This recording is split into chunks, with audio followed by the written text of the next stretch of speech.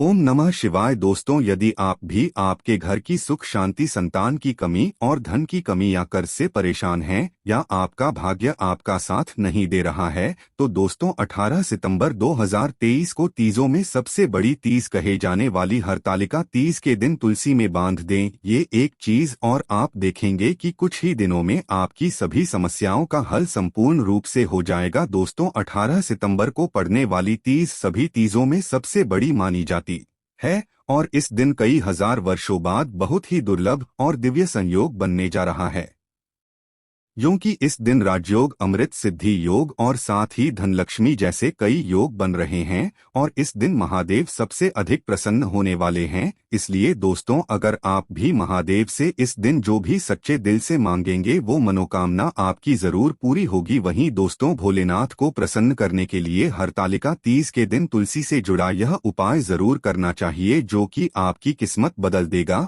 और आपको बना देगा मालामाल और धनवान। साथ ही इस एकमात्र उपाय से आपके सभी दुखों का नाश हो जाएगा। इसलिए दोस्तों को आखिर तक जरूर देखें। और दोस्तों, अगर आप भी अपने जीवन में भोलेनाथ की कृपा पाना चाहते हैं तो इस वीडियो को लाइक करें कि कमेंट में हर हर महादेव लिखना ना भूलें। दोस्तों, हिंदू पंचांग के अनुसार हरतालिका तीज हर साल भाद्रपद शुक्ल पक्ष की तृतीया को मनाई जाती है। दोस्तों, 18 सितंबर को हरतालिका तीज व्रत पूजन का शुभ मुहूर्त सुबह 6:07 से सुबह 7:40 तक रहेगा और शाम को 4:50 से शाम 6:23 तक रहेगा। इस मुहूर्त में महिलाएं भगवान शिव और माता पार्वती की पूजा करें। दोस्तों, यह त्योहार सुहागिन महिलाओं के लिए विशेष महत्व रखता है। इस दिन सुहागिन महिलाएं पति की दीर्घायु के लिए निर्जला व्रत रखती है। इस दिन सुहागिन महिला माता पार्वती और भगवान शिव की पूजा करके अखंड सौभाग्य के लिए प्रार्थना करती है। दोस्तों, कुंवारी लड़कियां भी अच्छे घर और वर की कामना के लिए हरतालिका तीज का व्रत रखती है। हरतालिका तीज के दिन महिलाएं हाथों में मेहंदी लगाती है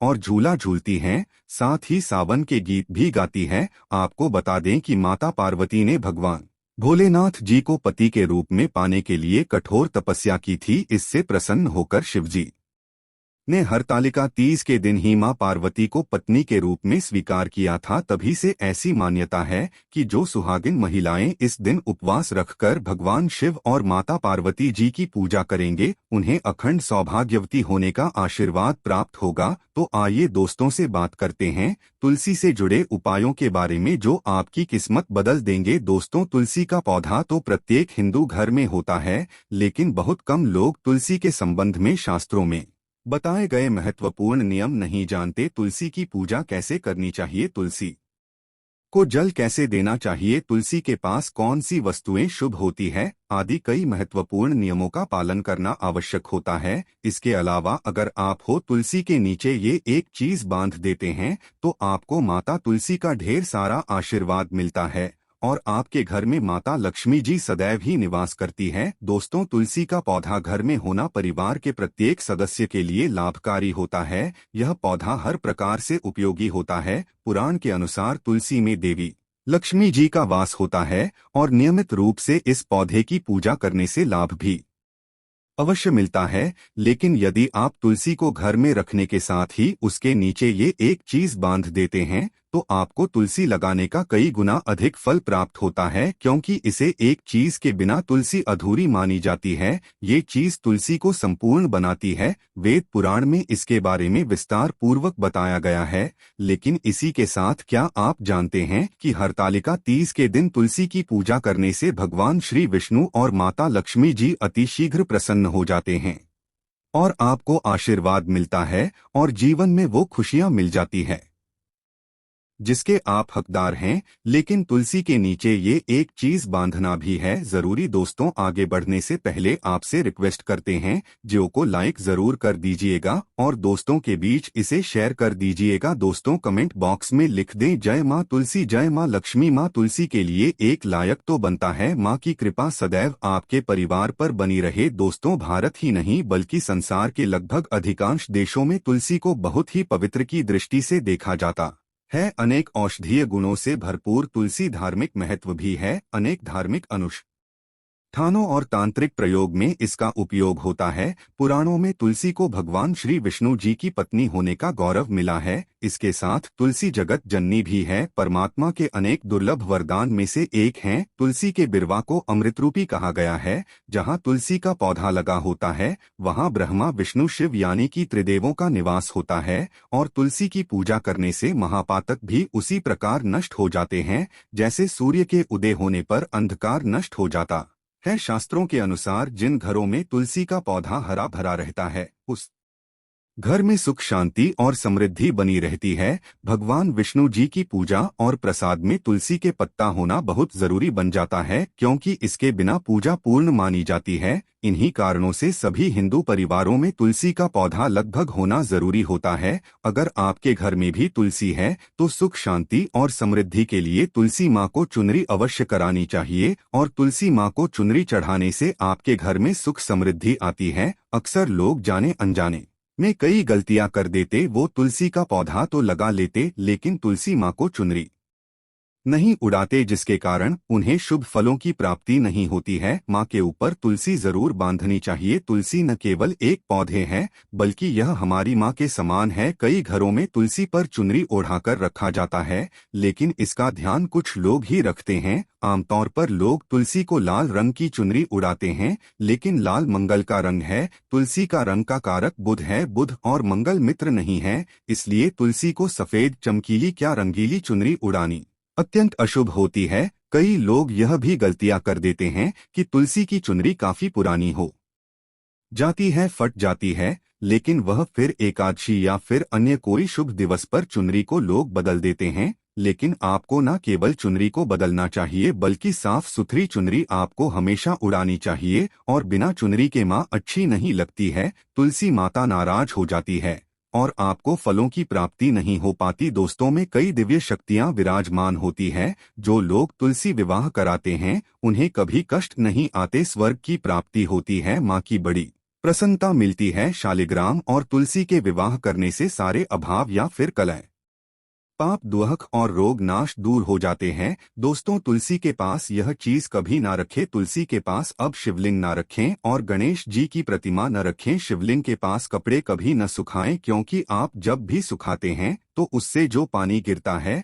वह शुभता लाता है, नकारात्मकता फैलता है। तो तुलसी के पास कपड़े भी न सुखाएं। शिवलिंग और गणेश जी की प्रतिमा न रखें और जूते चप्पल भी न उतारें। तुलसी के पास सदैव साफ सफाई रखें और तुलसी को शुद्ध पवित्र जल जरूर देना। साफ स्वच्छ वस्त्र धारण करके ही तुलसी को जल दें। दोस्तों, रविवार के दिन भी तुलसी को छूना वर्जित माना गया है और ये एक ऐसा समय होता है जो बहुत ही कल्याणकारी, बहुत ही मंगलकारी दिन होता है। सभी ग्रहों को एकत्रित करके सभी ग्रहों को सपोर्ट दिलाता है, कुंडली को मजबूत कर आता है, गरीबी को समाप्त करता और आप अपनी आंखों से देखते हैं गरीबी को मिटाते हुए। दोस्तों, मैं जिन वृक्षों के बारे में बात करने वाला हूँ ये सारे वृक्ष आपको आपके घर के आसपास बहुत ही आसानी से मिल जाएंगे। दोस्तों, सबसे पहला जो वृक्ष है जिसे वृक्ष के बारे में मैं बात करने वाला हूँ वह है केले का वृक्ष। जी हाँ, केले का वृक्ष आपके घर के आसपास मिल जाएगा। इसमें स्वयं भगवान विष्णु जी, माता लक्ष्मी जी वास करती है। दोस्तों, आपको इसे खासकर हरतालिका तीज के दिन चाहे गुरुवार के दिन हो, किसी भी दिन आप इस वृक्ष को छूकर आ जाएं तो जीवन के कष्ट मिटाते तत्काल गरीबी मिटती है और सुख समृद्धि की प्राप्ति होती है। धन वैभव से आपका घर भर जाता है। आपके घर में तेजी से धन आने का स्रोत नजर आने लगते हैं। रुका हुआ व्यापार चलने लगता है। बंद पड़ी किस्मत भी साथ देना शुरू कर देती है और भाग्य आपका सातवें आसमान पर रहता है।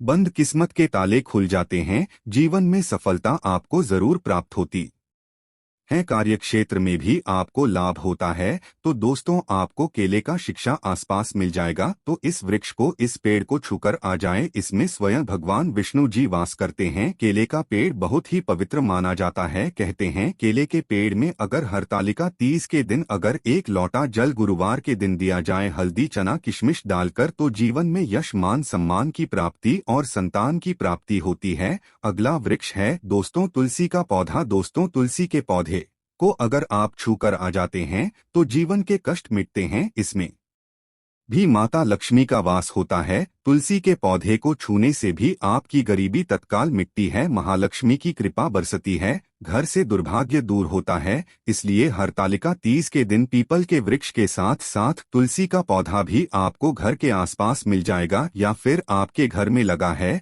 तो सुबह शाम के दिन आप इन्हें छूकर आ जाए और अपनी मनोकामना जरूर बोल दे। साथ ही अगर बेल का वृक्ष भी मिल जाए तो इससे भी छूकर आ जाए तो बहुत ही लाभ और कल्याणकारी है। इसमें स्वयं नारायण और माता पार्वती वास करती है। दोस्तों, बेल का वृक्ष भी बहुत ही शुभ है और शमी का वृक्ष भी छूकर आ जाए यह भी बहुत ही शुभ माना जाता है। इसमें भी सभी देवी देवता निवास करते हैं। साथ ही साथ नीम का पेड़ या फिर आम का पेड़ भी छूकर आ जाए, गरीबी मिटती है। अब अगला वृक्ष दोस्तों पीपल का वृक्ष। पीपल के वृक्ष में स्वयं भगवान नारायण वास करते हैं, स्वयं भगवान विष्णु जी वास करते और माता लक्ष्मी जी वास करती है। तो हरतालिका तीज के दिन आपको पीपल के वृक्ष को जरूर छूकर आ जाना, सुबह या फिर शाम के समय छूकर आए। और जब पीपल को आप छुएंगे तो ओम नमो भगवते वासुदेवाय इस मंत्र का जाप करते हुए छूना है, अपनी मनोकामना बोलते हुए छोड़ देना है। दोस्तों, जो भी आपकी मनोकामना है, नौकरी को लेकर, बिजनेस व्यापार को लेकर, धन को लेकर, कार्य को लेकर, संतान को लेकर, विवाह को लेकर, किसी प्रकार की समस्या शत्रुओं को लेकर हो, तो आपको बस भगवान विष्णु जी के वृक्ष पीपल के सामने ऐसे आपको अनुभव करना है कि वे उपस्थित हैं, प्रकट है,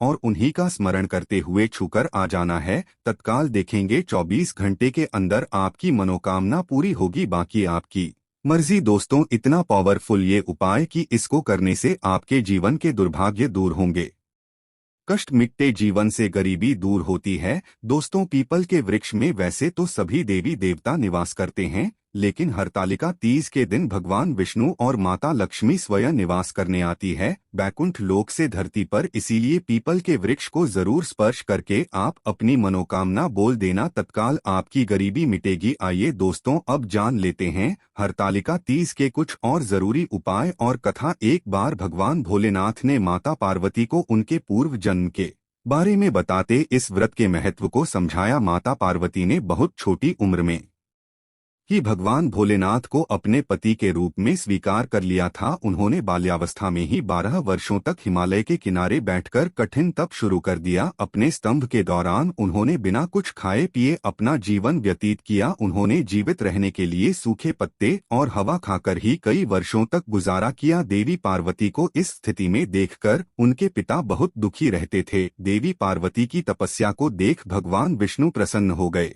जिसके बाद महर्षि नारद उनके पिता के पास भगवान विष्णु का रिश्ता लेकर पहुंचे। भगवान विष्णु से रिश्ते की बात सुनकर उनकी खुशी का तो ठिकाना नहीं रहा। उन्होंने एक बार में ही स्वीकृति में हामी भरती। जब माता पार्वती को इस बारे में ज्ञात हुआ तो उन्हें बहुत दुख हुआ और ये सारी बात सुनते ही वो बहुत जोर जोर से रोने लगी और जीवन कहने लगी। यह देखकर उनकी सखी को आश्चर्य हुआ कि वे स्वयं नारायण से विवाह होने पर इतनी दुखी क्यों है। तब उन्होंने अपनी सखी को उत्तर देते हुए कहा, वे इतना कठिन तप और व्रत भगवान भोलेनाथ को पति रूप में पाने के लिए कर रही है, लेकिन उनके पिता उनकी शादी भगवान विष्णु से ही करवाना चाहते थे। तब उनकी सखी ने उन्हें वन में तप करने की सलाह दी। उनके कहने के अनुसार देवी पार्वती ने एक गहरे वन में पहुंच गई। वहां एक गुफा में बैठकर तपस्या करने लगी। उन्होंने स्वयं को पूरी तरीके से भगवान शिव की भक्ति में लीन कर लिया। भाद्रपद के शुक्ल पक्ष की तृतीया तिथि के दिन देवी पार्वती ने रेत से शिवलिंग रन बनाया